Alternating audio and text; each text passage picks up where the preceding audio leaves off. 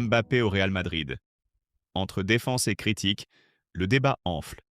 L'élimination du Real Madrid en quart de finale de la Ligue des Champions face à Arsenal a ravivé les critiques autour de Kylian Mbappé. Arrivé en grande pompe l'été dernier, l'ancien joueur du PSG était attendu comme la figure de proue du club merengue. Si ses statistiques restent solides avec une trentaine de buts toutes compétitions confondues, ses performances dans les grands rendez-vous et son intégration dans le collectif madrilène suscitent des interrogations. Dans l'émission Rotten sans flamme sur RMC, Emmanuel Petit a tenu à relativiser les critiques virulentes qui ciblent le champion du monde 2018. Pour lui, l'acharnement médiatique autour de Mbappé est disproportionné. Les hyènes sont lâchées et se réjouissent que de sa moindre contre-performance. Depuis son départ du PSG, on lui tombe dessus à la moindre occasion. Il aurait fallu quoi? Qu'il remporte immédiatement la Ligue des Champions et le Ballon d'Or? La saison est encore loin d'être terminée. Le Real peut toujours gagner la Liga et la Coupe. On fera le bilan à ce moment-là. Petit admet que Mbappé a sa part de responsabilité, mais refuse de le désigner comme le seul fautif. Il a marqué près de 30 buts. Peut-on vraiment parler d'un échec individuel? La défaite face à Arsenal est avant tout celle d'un collectif mal équilibré. De son côté, Jérôme Rotten adopte une position bien plus critique. Pour l'ancien joueur de l'AS Monaco, les performances de Mbappé ne sont pas à la hauteur des attentes qu'implique son statut. Il est arrivé à Madrid pour tout gagner, avec l'ambition de devenir le meilleur joueur du monde. Or, il ne remportera ni la Ligue des Champions ni le Ballon d'Or cette année. C'est un échec cuisant, sur le plan collectif comme individuel. Rotten insiste également sur le manque d'impact de Mbappé dans le jeu. Il marque, certes, mais son influence dans le jeu est limitée. Il ne crée pas de lien avec ses coéquipiers et son match face à Arsenal a été une déception totale. Il devait être irréprochable leader sur le terrain. Or, il a été invisible. L'ancien international pointe enfin un décalage entre les discours du joueur et son attitude sur le terrain. Ce qu'il dit ne correspond pas à ce qu'il montre. Pour l'instant, son aventure madrilène est loin d'être une réussite. Je lui souhaite de rebondir, mais le constat est clair. Cette saison est ratée. La scène n'a pas échappé aux caméras, et encore moins aux internautes.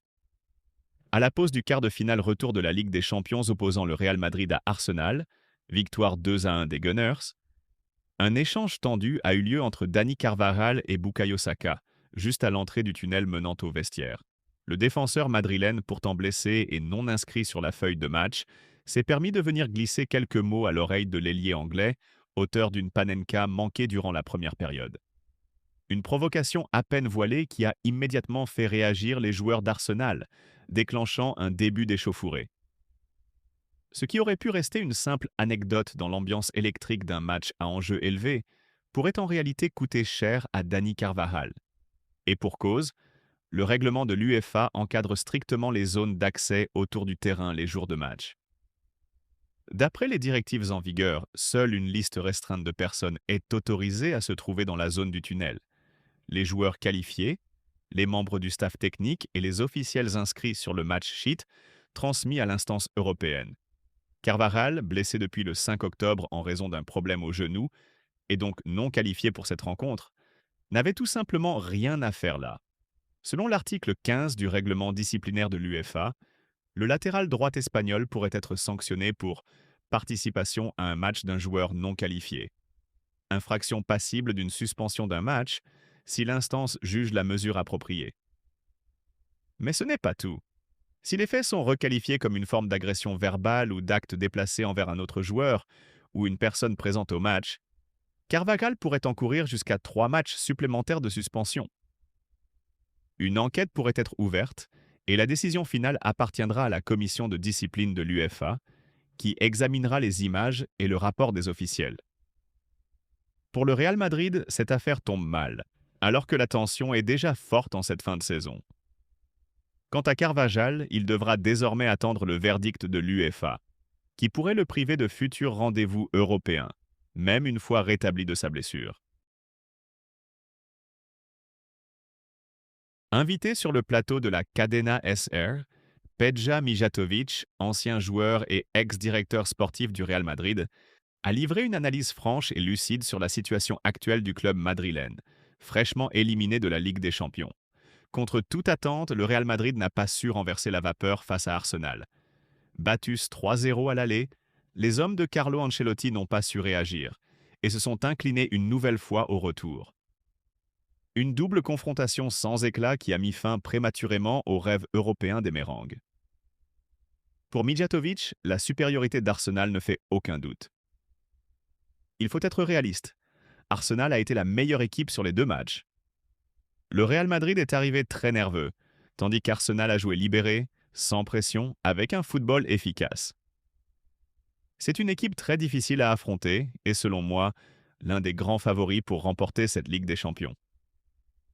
L'ancien attaquant du Real pointe également un manque de profondeur sur le banc madrilène. Dans ce genre de match, on a besoin d'un joueur capable de faire la différence en sortie de banc. L'an dernier, Joselu avait rempli ce rôle à merveille. Cette saison, ce profil semble manquer. Malgré cette désillusion, Mijatovic préfère retenir les aspects positifs. Le Real joue toujours sur plusieurs tableaux. Comme l'a dit Ancelotti, il reste la finale de la Coupe du Roi, la Liga est encore accessible, et il y a la Coupe du Monde des clubs. On ne peut pas gagner la Ligue des Champions chaque année, ce sont des choses qui arrivent. Enfin, le Monténégrin a tenu à défendre Kylian Mbappé, cible de sifflets de la part de certains supporters. On fera les comptes à la fin de la saison, mais ces statistiques seront bonnes. Il ne faut pas oublier les efforts des autres non plus. Kylian est un joueur qui apportera beaucoup de bonheur au club, j'en suis persuadé. Le message est clair. Malgré l'échec en Ligue des Champions, tout n'est pas perdu pour le Real Madrid. Le club doit maintenant se tourner vers ses autres objectifs pour finir la saison en beauté. L'élimination du Real Madrid en quart de finale de la Ligue des Champions face à Arsenal a mis en évidence les limites du management de Carlo Ancelotti. L'entraîneur italien, sur la sellette, semble avoir perdu le soutien d'une grande partie de son vestiaire. Au-delà de la défaite, c'est surtout le climat qui s'est installé dans les jours suivants qui inquiète à Madrid. La saison est pourtant encore loin d'être terminée pour les Mérangues. Une finale de Coupe du Roi contre le FC Barcelone est au programme, et en Liga, le Real compte 4 points de retard sur le leader catalan. Un choc décisif à Montjuïc approche, mais l'avenir d'Ancelotti pourrait se jouer bien avant cela. Selon Sky Sports, le coach de 65 ans envisagerait de quitter son poste après la finale de la Copa del Rey, prévue le 26 avril.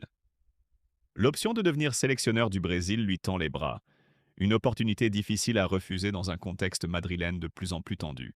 Les relations entre Ancelotti et son groupe se sont dégradées au fil des semaines, à mesure que les résultats décevants se sont enchaînés.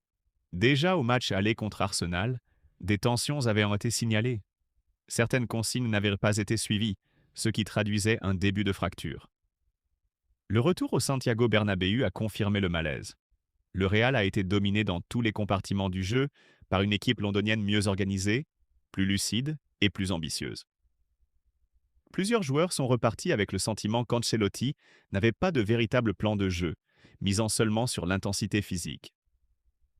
D'après Relevo, le président Florentino Pérez aurait pris le pouls de son vestiaire. Plusieurs cadres auraient exprimé une perte totale de confiance envers leur entraîneur, remettant en question ses choix et sa capacité à redresser la barre. Des signes de défiance sont apparus lors des entraînements à Valdebebas, entre regards fuyants et consignes ignorées. Ancelotti, lucide, déclarait récemment « Ce qui compte, c'est que le président reste calme. Le reste m'importe peu. » Mais cette fois, même le président semble avoir été ébranlé. Florentino Pérez n'épargne pas non plus ses joueurs, qu'il juge trop protégés et peu combatifs. Pourtant, chacun le sait. Dans un club comme le Real Madrid, c'est l'entraîneur qui saute en premier quand les résultats ne suivent pas. Avec 3 défaites et un nul lors des 5 derniers matchs, la sentence pourrait tomber très vite. L'attaquant du Real Madrid a pris la parole après l'élimination douloureuse de son équipe en Ligue des Champions. Un revers qui laisse un goût amer aux supporters comme aux joueurs. Beaucoup espéraient que le Santiago Bernabéu, souvent théâtre de soirées européennes mythiques, offrirait une nouvelle page d'histoire à écrire. Mais la fameuse remontada n'a jamais vraiment commencé. Les Mérangues, pourtant portés par leur public, n'ont pas su inverser la tendance ni même inscrire le moindre but pour faire naître l'espoir. Face à Arsenal, il fallait remonter un retard de 3 buts. Mais les Londoniens se sont montrés solides, concentrés, appliqués et surtout maîtres de leur sujet. Le score cumulé de 5-1 sur les deux matchs est sans appel. Il reflète l'énorme écart de niveau affiché au cours de cette double confrontation. Le Real Madrid a été dominé dans tous les compartiments du jeu, incapable de proposer une réponse collective ou individuelle à la maîtrise des Gunners. Une performance inquiétante, notamment pour Carlo Ancelotti, dont la position sur le banc madrilène est désormais fragilisée. L'entraîneur italien, souvent considéré comme un expert des grands rendez-vous, n'a cette fois pas su trouver la clé. L'une des raisons majeures de cet échec réside dans la manière dont Arsenal a su museler l'attaque madrilène. L'armada offensive composée de Rodrigo, Mbappé et Vinicius Junior a été totalement inoffensive. Aucun des trois n'a su faire la différence, ni même réellement inquiéter la défense londonienne. Le Real, pourtant habitué à s'appuyer sur ses individualités dans les moments décisifs, a été réduit au silence. Vinicius Junior, très attendu pour faire basculer la rencontre, a été méconnaissable.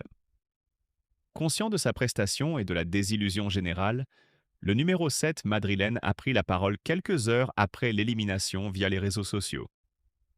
Dans un message adressé aux fans, il a écrit « Le Real Madrid revient toujours. Merci pour votre soutien. Nous devons rester unis jusqu'à la fin de la saison. Nous pouvons encore gagner des titres. À la mort pour cette équipe et pour ce club. À la Madrid. Félicitations à Arsenal et bonne chance. » Un message de résilience et d'unité dans un moment où le club doit désormais se tourner vers les autres objectifs encore accessibles cette saison. Klopp relance le suspense au Real Madrid. Nommé récemment directeur du football chez Red Bull, Jürgen Klopp avait surpris tout le monde en annonçant qu'il souhaitait faire une pause prolongée dans sa carrière d'entraîneur, épuisé après son long passage à Liverpool. Pourtant, quelques mois à peine après son retrait, l'Allemand semble déjà ressentir un certain manque. Selon les informations du média AS, il aurait fait savoir, via son entourage, qu'il serait très intéressé par l'idée de rejoindre le Real Madrid dès la saison prochaine. Du côté du club madrilène, une révolution se prépare. L'élimination en quart de finale de la Ligue des Champions contre Arsenal a fait très mal, et la direction du club cherche des responsables. Carlo Ancelotti, déjà critiqué depuis plusieurs mois pour son jeu jugé trop conservateur et son incapacité à faire cohabiter les nombreuses stars de l'effectif, est plus que jamais sur la sellette. Le club envisage même de le remplacer avant la fin de la saison, selon certaines sources anglaises. La presse espagnole, de son côté, évoque l'éventualité d'un entraîneur intérimaire jusqu'à la fin de la Coupe du Monde des clubs, avec des noms comme Santiago Solari ou Raúl Sitges. Mais pour la suite, deux grands favoris se détachent. Xabi Alonso et Jürgen Klopp. Alonso, qui réalise un travail exceptionnel au Bayer Leverkusen, est la priorité du Real. Toutefois, il dispose d'une clause libératoire estimée à 10 millions d'euros que les dirigeants madrilènes hésitent à activer. Cela pourrait ouvrir une voie royale à Klopp, dont la clause chez Red Bull lui permettrait de quitter son poste à tout moment, s'il en ressentait l'envie. Malgré ses déclarations récentes sur la fatigue et le besoin de se retirer du terrain, Klopp n'a jamais caché qu'il pourrait avoir du mal à vivre loin du banc.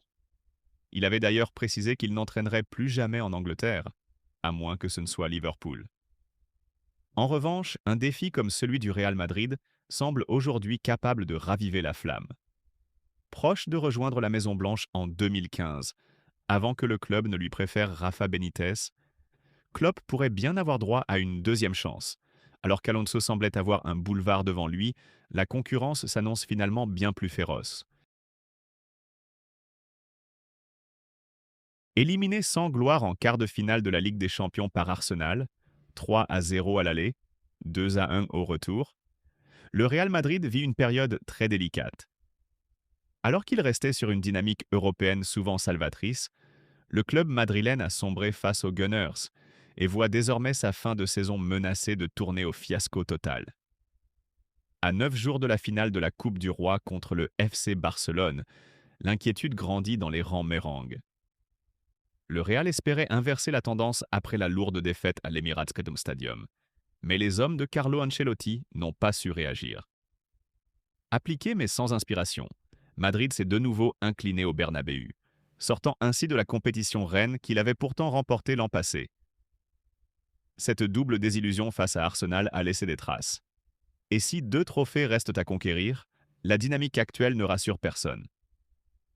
En championnat, les Madrilènes ne comptent que 4 points de retard sur le Barça, avec 7 journées restantes, dont un Clasico qui pourrait être décisif. Mais tous les regards sont déjà tournés vers la finale de la Coupe du Roi, le 26 avril, face au grand rival catalan. Une affiche bouillante, chargée de tension et d'histoire. Elle pourrait offrir un sursaut d'orgueil, ou plonger le Real dans une crise encore plus profonde. D'après Sport, un vent de panique souffle sur la capitale espagnole.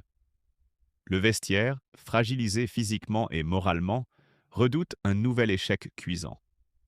Les souvenirs douloureux des 2 humiliations subies de face au Blaugrana cette saison, 4-0 et 5-2, sont encore dans toutes les têtes. Les joueurs craignent notamment l'impact tactique d'Hansi Flick, qui a su prendre l'ascendant sur Ancelotti à plusieurs reprises cette saison. La fatigue pèse sur un effectif peu renouvelé, miné par les blessures et en manque de solutions de rechange. Pour éviter un naufrage, les cadres du vestiaire auraient décidé de se réunir dans les prochains jours, afin de resserrer les rangs et trouver des clés pour faire face à une équipe barcelonaise en pleine forme. Le Real Madrid joue désormais sa saison sur un fil. Une nouvelle déconvenue contre son plus grand rival pourrait définitivement assombrir un exercice 2024-2025 déjà très compliqué.